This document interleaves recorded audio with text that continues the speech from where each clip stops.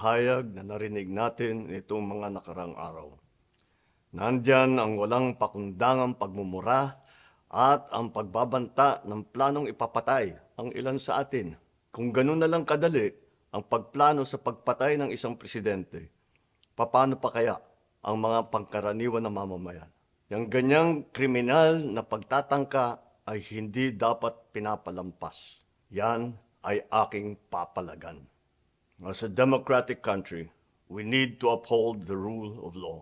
Ako, bilang pinuno ng Executive Department at lahat ng mga nanunungkulan sa pamahalaan ay may sinumpaang tungkulin na tutupdin at pangangalagaan ang konstitusyon at ang ating mga batas. Kaya hindi tama ang pagpigil sa mga halal ng bayan sa paghahanap ng katotohanan. Hindi na sanang hahantong sa ganitong drama kung sasagutin lamang ang mga lehitimong katanungan sa Senado at sa House of Representatives. Ang katotohanan ay hindi dapat itokhang. Tapos na sana ang usapang ito kung tutuparin lamang ang sinumpaang panata na bilang lingkod bayan ay magsabi ng totoo at hindi hahadlangan. Imbis na diretsahang sagot, nililihis pa sa kwentong chicheria.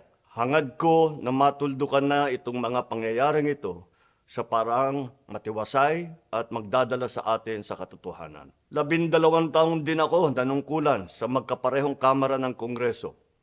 Batid ko ang kapangyarihan iginawad sa kanila ng taong bayan at ng ating konstitusyon.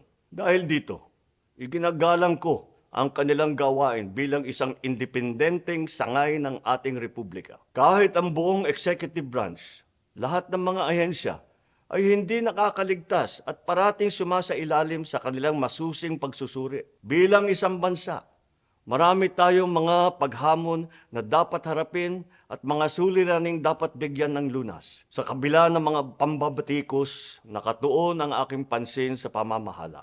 Ngunit, hindi natin ikokompromiso ang rule of law. Kailangan manaig ang batas sa anumang sitwasyon, sino man ang tamaan. Kaya hindi ko hahayaan magtagumpay ang hangarin ng iba na hatakin ang buong bansa sa burak ng politika. Igalang natin ang proseso. Tuparin natin ang batas. Alalahanin natin ang mandato na pinagkatiwala sa atin ng milyon-milyon na Pilipino. Magtrabaho po tayo sa ikauunlad ng Republika ng Pilipinas at para matamo ang bagong Pilipinas.